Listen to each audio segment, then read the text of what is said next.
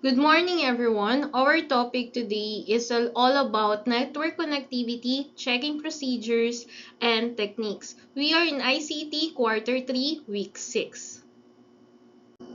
For today's video, pag-uusapan natin ang utilities used to verify TCP or IP connectivity, or in a simple terms, mga tools na ginagamit natin para i-check kung maayos ang connection ng computer natin sa network at internet. Mahalaga ito lalo na kapag walang internet, hindi makaka-open ng website o hindi makakapag-connect sa ibang computer.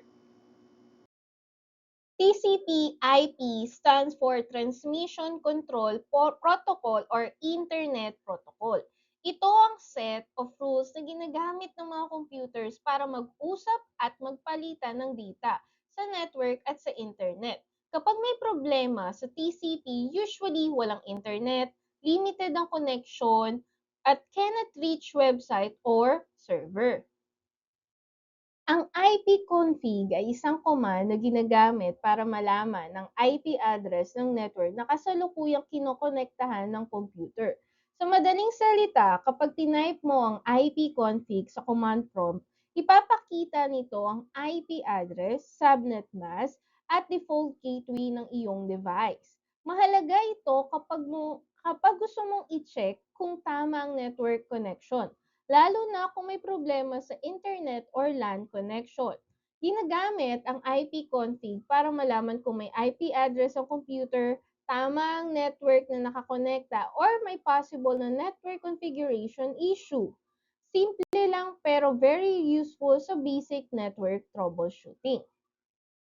How to use the ipconfig command. Number 1, or step 1, click on start button, then type cmd or command prompt on the search box. Next is a black screen will appear as shown in the figure below. Then next is we will type ipconfig and press enter. The information from the window will be useful because it shows the IP address, the subnet mask, the default gateway of the network you are connected to. Next, we have ping command. A ping commands ay ginagamit para i-verify kung may connection ng computer mo sa ibang host, tulad ng ibang computer, server, o website. Ibig sabihin nito, ang ping commands ay ginagamit para i-test kung kayang maabot ng source computer ang isang specific na destination computer. Sa madaling salita, chine-check nito kung nakakapag-communicate ang isang computer sa ibang computer o network device sa loob ng network o sa internet. Kapag successful ang ping, ibig sabihin may maayos na communication sa pagitan ng dalawang devices. Kapag failed, posibleng may problema sa network connection, IP address, or sa device mismo. Ano ba ang purpose ng ping? Number 1, it verifies network communication. Number 2, check kung reachable ang destination device. At number 3, i-identify kung identify ang basic connectivity problems. Ang ibig sabihin nito ay ang ping command ay nagpapadala ng signal sa ibang network para malaman kung active o buhay ang device na yon. Pwede mo itong gamitin. Gamitin ang IP address o ang pangalan ng destination. Using the ping command. Number 1, step 1, check on the start button, then type CMD or command prompt on the search box. Number 2, a black screen will appear as shown in the figure below. Number 3, a type ping or the word PING, followed by the IP address you desire to verify. The figure below shows the screen of the ping command and its output. So guys, kung makikita natin, this is the result of our ping command. So we will see the ping 192.168.1.150. So pinging, ito yung result natin. Ayan. Then, after nang nag-ping, nag-reply yung device na yan or yung laptop na yan, then packets niya sent, apat. Ito yung apat. 1, 2, 3, and 4. Yung na-receive din natin na-receive is 4. Yung loss is 0 or 0% loss. Approximate round trip times in a milliseconds. So, minimum natin is 0 milliseconds, maximum 0 milliseconds, and average of 0 milliseconds. So, yung loss natin, 0%. Ibig sabihin, hindi nawala ng connection during na nagsisend tayo or during the pinging of the device. So, okay yung connection nila ang dalawa. Common ping issues. Able to ping both IP and name but unable to access application. Ang ibig sabihin, maayos ang network connection pero posibleng may problema sa application o server mismo. Number 2, unable to ping both IP and the name. Malamang may network connectivity problem. Hindi nakikita o na-reach ng computer ang destination device. Number 3, if able to ping default gateway. Kapag successful ang ping sa default gateway, ibig sabihin maayos ang connection sa local network. At ang problem ay nasa ibang bahagi ng network. Tip, ping is useful to identify kung saan nagmumula ang problema sa local network ba or sa ating destination host.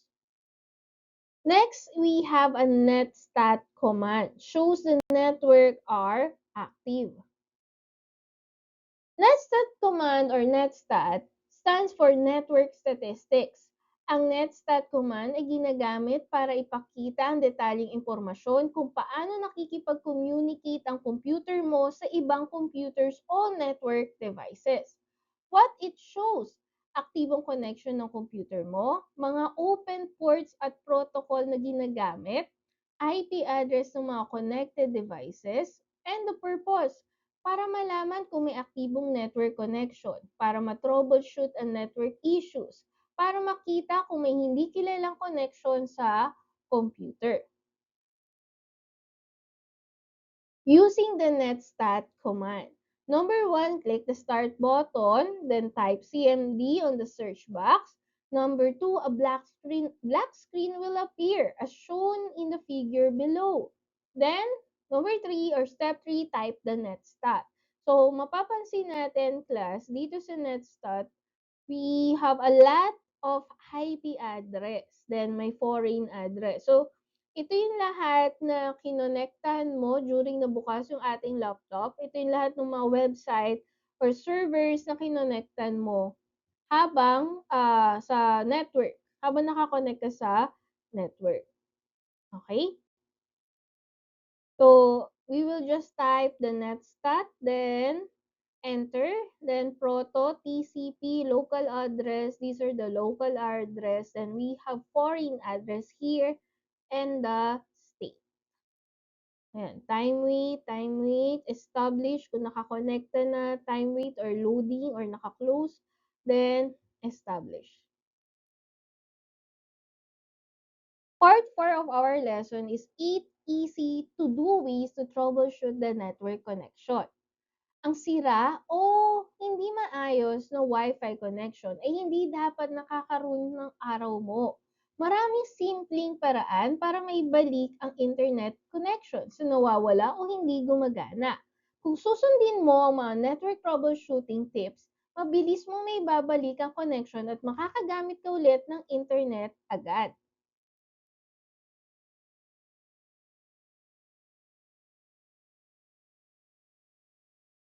Number 1, check your settings. Una, i-check mo muna ang Wi-Fi settings mo. Pumunta sa settings, network and internet, and Wi-Fi.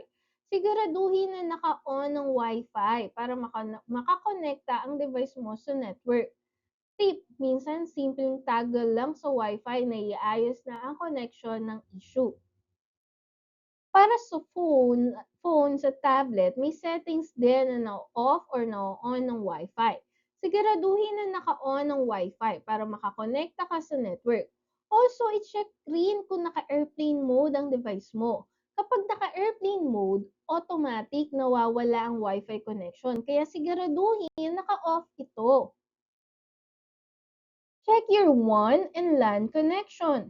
I-check ang wide area network at local area network connection mo. Sa simpleng salita, ito yung Ethernet cable na nakakabit sa router mo papunta sa internet at sa ibang devices. Siguraduhin na maayos ang pagkakakabit ng lahat ng cables at walang loose o sira para hindi magkaproblema sa network. Check for physical obstruction. Minsan, mga walls, furnitures, at iba pang bagay ang dahilan kung bakit hindi ka makakonekta sa Wi-Fi. Subukang lumapit sa router para makita kung naibabalik ang connection. Tip, kung kahit malapit ka na sa router, hindi pa rin gumagana, at least naalis na natin ang router location bilang dahilan ng problema. Minsan, pag-restart ng router ay nakakatulong para mas maayos ang connectivity issues, lalo na kung matagal na itong naka-on. Ang quick restart can jolt the router back into a working properly. Kung hindi pa rin gumagana, pwede mo ring i-reset ang router. Pero gawin lahat lang ito kung okay ka ma-restore ng factory settings. Kasi kailangan mo i-reconfigure ulit lahat kasama ng SSID at password. Laging subukan mo ang simple restart bago mag-reset. So, class, kapag nagre-restart tayo, minsan kasi umiinit yung router natin. So, kailangan natin siyang i-restart. Again, 'pag matagal na kasi siyang naka-open, tapos uminit or mainit yung panahon, kailangan lang natin siyang i-restart baka bumalik yung connection. Or kailangan na natin siyang i-reset. So, ibig sabihin baka kaya mabagal yung connection natin is kailangan na natin i-reset yung mga router natin, yung router na ano lang yung ikaw yung mismong nag-setup, hindi yung sa PLDT. So, kung ikaw yung mismong nag-setup, is pwede mong baguhin yung SSID or yung router name and the password. Kasi class, hindi advisable naman na yung router na kinabit ng PLDT yung ire-reset natin. Okay? Kasi sila yung nag-configure niyan. Okay? So, hindi siya advisable. Ang kailangan lang natin sa mga ganong router is restart. Pero, pwede ninyo pa rin baguhin yung SSID at password using their website or yung PLDT website na 192.168.1.1. Next is check the network name, SSID, and password. I-check ang network name, SSID, at password ng Wi-Fi connection mo. Kung dati automatic kang nakakonekta pero ngayon hindi na, maaaring may binago sa network tulad ng pag-update ng password o pagbabago ng SSID. Tip, always siguraduhin na tama ang SSID at password bago mag-troubleshoot ng iba pang issue. So, syempre, first is, tama ba yung kinokonektahan ko na Wi-Fi? Bakit hindi gumagana yung password? So, ibig sabihin, baka mali naman yung kinokonektahan mo na Wi-Fi, hindi yun yung pinapakonekta ng teacher mo. So, syempre, pag mali yung password, hindi ka makaka-connect or wala kang internet connection. Another thing is, bakit ma'am bigla ako nawalan ng connection sa Wi-Fi, dati naka-connect ako. Baka kasi change password na. Or, ma'am, bakit hindi ko na makita yung Wi-Fi kung saan kami naka-connect dati? Baka pati yung router name is binago na rin para hindi ninyo malaman kung exist pa ba yung router na yun. Ay, yung Wi-Fi na yun. Yun lang. Karamihan sa mga router ay naka-DHCP server. Ibig sabihin nito, automatic kang nakakonekta sa network na hindi mo na kailangan iset manually ang IP address or DNS server. Para i-check o i-edit ang DHCP settings sa Windows, pumunta sa Settings, Network and Internet, or Wi-Fi. Sa Wi-Fi, click Manage, Known Networks, piliin ang network at i-click ang Properties. Tip, siguraduhin na naka-on ang DHCP para smooth at automatic ang network connection. Set IP to automatic DHCP. Sa IP settings, i-click ang Edit. Sa drop-down menu, piliin ang Automatic DHCP. Kung pipiliin mo ang manual, ikaw na mismo magsaset ng IP address at DNS server manually. So, basically, 'pag DHCP settings, 'pag tinurn on natin 'yan, automatic, si router na yung magbibigay ng IP address. 'Pag manually naman, ikaw mismo yung magbibigay ng IP address. So, dito nagkakaproblema minsan sa internet. Kasi 'pag ikaw yung nag-set, automatic is lagi kang magbabago ng IP address kung, ah, everytime nako-connect ka do'n sa router na 'yon. Update your system. Minsan ang problema sa network ay dahil sa system mismo. Kung ganito, posibleng ma-fix na inilalabas ang Windows para i-update ang Windows. Pumunta sa Settings, Update and Security, then Windows Update. Click Check for updates. Kung may available updates, i-download at install ang Windows na ito. Tip, laging i-update ang system para maiwasan ng network issues at security problems. Use Windows Network Diagnostic. May tool ang Windows na tinatawag na Windows Network Diagnostics para i-troubleshoot ang connection issue.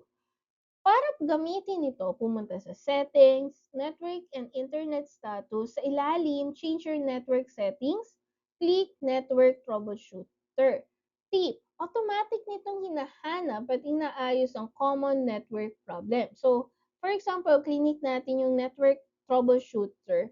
Minsan, siya rin yung nag-check kung ano yung problem ng buong system. Tapos, magbibigay siya ng result do sa pagka-troubleshoot niya. Minsan nilalagay niya do'n na, wala kang connections dahil wala kang driver. So, minsan siya na rin maghahanap or tutulong sa'yo maghanap ng driver or anong version ng driver na kailangan mo. Open Windows Network Diagnostic. Ang Windows Network Diagnostics ay magpapatakbo ng ilang test para hanapin kung ano ang dahilan ng Wi-Fi issues. Tip, madalas automatic nitong naayos ang problema kung kaya nitong i-identify ang issue. Kapag ginamit mo ang Windows Network Diagnostic, sasabihin ng Windows kung walang problema na nakita. Kung may nakita itong issue, bibigyan ka ng listahan ng posibleng action para ma-resolve ang problem. Available ang tool na ito o version nito sa Windows 7 hanggang Windows 10.